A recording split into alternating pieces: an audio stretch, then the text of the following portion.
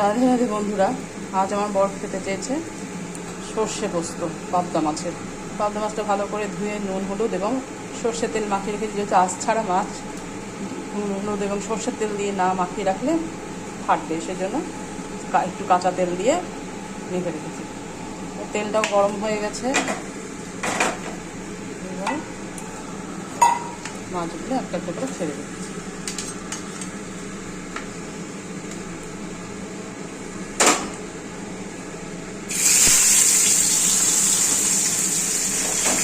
যেহেতু কাঁচা তেল দিয়ে রেখেছি সেই জন্য খুব একটা ফাটছে না। দেখো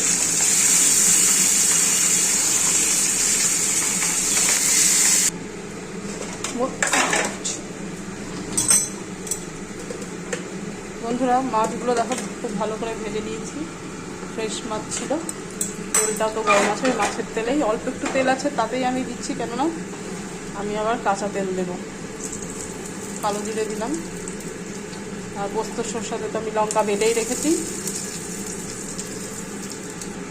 এই যে সর্ষে পোস্ত বাটাটা দিয়ে দিলাম, বাটি ধুয়ে জলটাও দিয়ে দিলাম।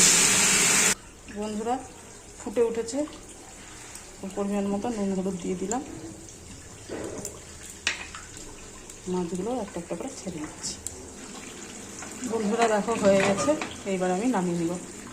বন্ধুরা দেখো মাছটা নামিয়ে নিয়েছি। এরপরে খানিকটা কাঁচা তেল, একটু বেশি করেই দেবো কাঁচা তেল, এবং কিছুটা পরিমাণ কাঁচা লঙ্কা চিড়ে দিয়ে দেবো, উপর দিয়ে সাথে দিয়ে দেবো। হয়ে গেছে বন্ধুরা।